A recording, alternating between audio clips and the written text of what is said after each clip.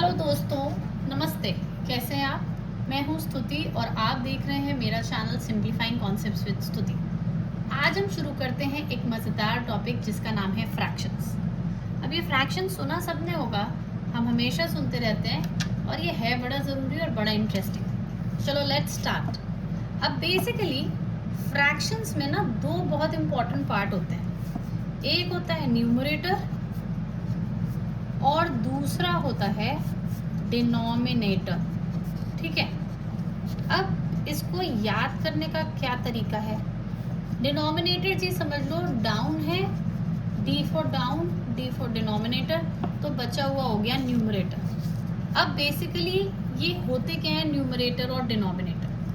Suppose मेरे पास एक pizza है, उस पिज्ज़ा को मैंने 8 बराबर, आई रिपीट 8 बराबर हिस्सों में बांट दिया। अब जब मैंने अपने इस पिज्ज़ा को 8 बराबर हिस्सों में बांटा तो जो टोटल नंबर ऑफ बराबर हिस्से हैं वो बनते हैं मेरे डिनोमिनेटर। यहाँ पे डिनोमिनेटर हो गया 8। अब जी न्यूमरेटर क्या है?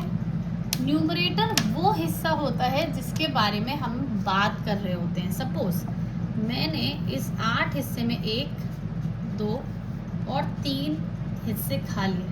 अब मैंने किसी से पूछा कि जी मैंने कितना फ्रैक्शन ऑफ पिज्ज़ा खाया है। So that person will tell me, ma'am आपने 3/8 पिज्ज़ा खा लिया है या 3/8 पिज्ज़ा खा लिया है। सो बेसिकली यहाँ पे शेडेड पार्ट ऑफ पिज्ज़ा जो कि रिप्रेजेंट कर रहा है इज 3/8 और 3/8। Let us take another example. Suppose I have a bar of chocolate. वाह, everybody loves a chocolate. And उसको मैंने इक्वल 4 हिस्सों में बांटा। तो चलो अब मुझे कौन बताने वाला है कि पहले इसमें डिनोमिनेटर क्या होगा? सोचो, think. Yes, so denominator is going to be 4. Why 4? Because again मैंने अपने बार ऑफ चॉकलेट को 4 इक्वल हिस्सों में बांटा है, तो जितने भी टोटल नंबर ऑफ इक्वल हिस्से हैं वो मेरा हमेशा डिनोमिनेटर बनाते हैं। अब यहाँ पे मैंने सपोज इस चॉकलेट का एक पार्ट अपनी बेटी को दे दिया।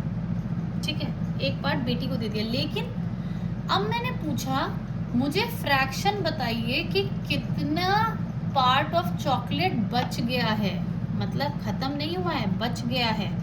सो कितना हिस्सा ऑफ चॉकलेट बच गया है? 1 पार्ट, 2 पार्ट और 3 पार्ट। ये 3 पार्ट्स चॉकलेट बच गए हैं। तो यहाँ पे 3/4 फ्रैक्शन हो जाएगा which is left. Okay, and shaded हिस्सा जो मेरी बेटी ने खाया है दैट इज 1/4 इज ईटन। सो ये होते हैं फ्रैक्शंस। इसमें कुछ ज़रूरी चीज़ें बस ये याद रखनी होती हैं कि टोटल हिस्से बराबर होने चाहिए, जो भी टोटल पार्ट्स हैं। न्यूमरेटर वो हिस्सा होता है जिसके बारे में बात करते हैं, डिनोमिनेटर वो हिस्सा होता है जो कि टोटल भाग में बताता है।